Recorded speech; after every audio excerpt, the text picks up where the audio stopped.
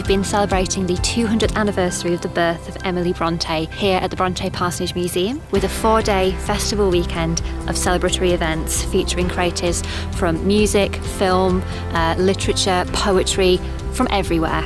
Yes, so many birthdays today. Emily Brontë, 200, Kate Bush, 60, Arnold Schwarzenegger is 70, Albie Heathcliff.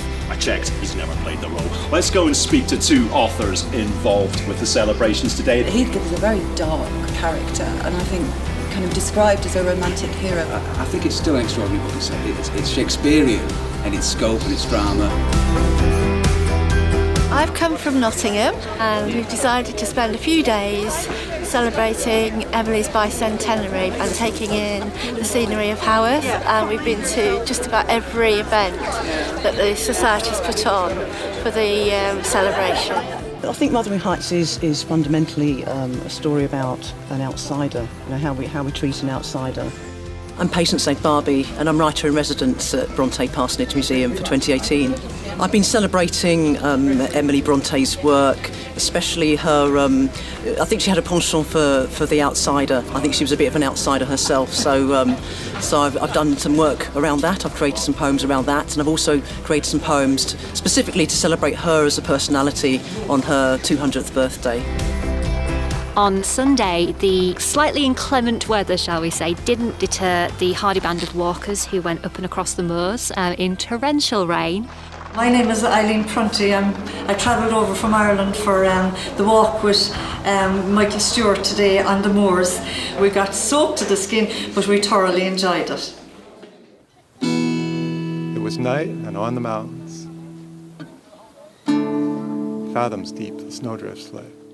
My name is Lucy Powrie and I'm the Brontë Society Young Ambassador, and this weekend I've been doing workshops and sharing the weekend on social media so that people who aren't here can still join in with the celebrations and celebrate and honour Emily.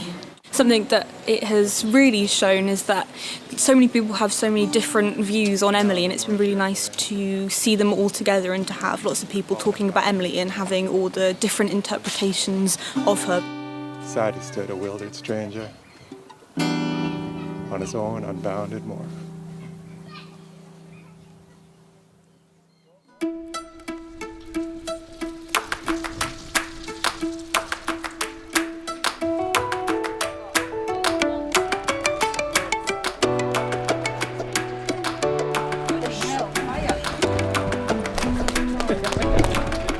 Working at the Parsonage, recording some music to Emily Bronté's poems, which has been a really lovely experience for us, being able to be in the house, and Adrian's been playing her piano and creating the music on her piano, so it's very kind of tailored to that instrument as well. To actually be at the Parsonage and to be just right on the edge of the moors here is really inspiring, and you kind of start to think about their family and their relationship. We're sisters, so to imagine these three sisters together writing stories and to imagine what their lives must have been like, it's a wonderful experience for us.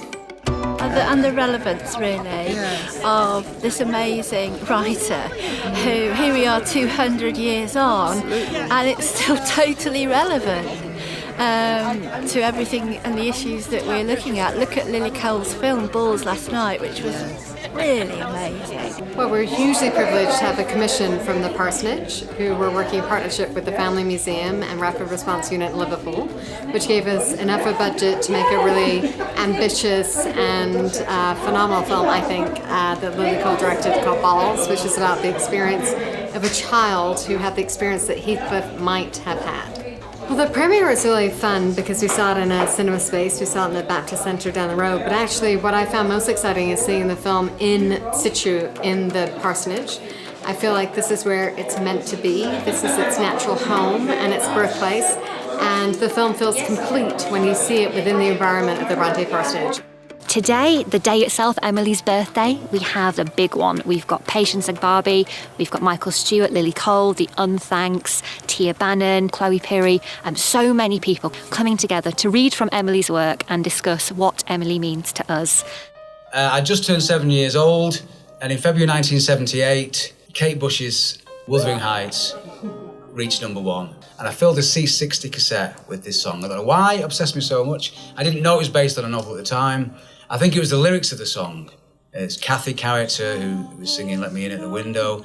I wondered why she wanted to come into the window rather than the door like anybody else. That seemed a very strange way to enter a building. Emily was honest, fearless, physically strong, and very good in a crisis. Creativity was Emily's raison d'etre, in a way far beyond that of her sisters. So I wouldn't call Emily difficult or Asperger's-y. I'd call her artistic. I'd also call her autistic. I don't hate you. I'm not angry that you struck me. Have you ever loved anybody in your life, Uncle?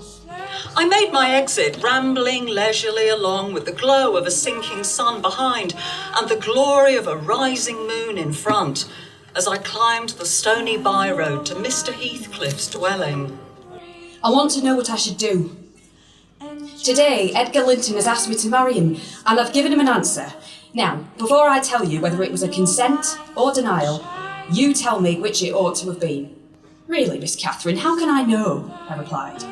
Please welcome to the stage Lily Cole. Hello, good evening. Very happy to be here. Then did I learn how existence could be cherished, strengthened and fed without the aid of joy. Then did I check the tears of useless passion, wean my soul from yearning after thine. Sternly denied its burning wish to hasten down to the tomb already more than mine. I've watched thee every hour. I know my mighty sway. I know my magic power to drive thy griefs away. I think it's the most wonderful, inspiring event. So lovely to see so many people from different walks of life who are all here because they're interested in the Brontes and particularly in Emily.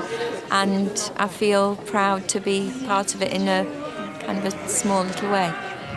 And it's been great listening to the different speakers and the different passages that they've been reading out. It's made me want to go back to the book myself. I've not read it since I studied it for A-level, which was more than 30 years ago. So, it's really inspired me to pick it up again and start dipping into it and not just reading some of the passages that I've been hearing, but trying to remember all the detail and the breadth of it. So it's been really diverse, interesting, and a fantastic festival, and it's really inspired me.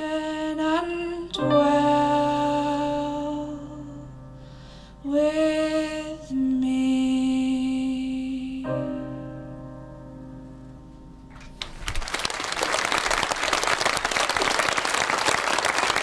Go, Emily. Yeah, absolutely. Go, Emily.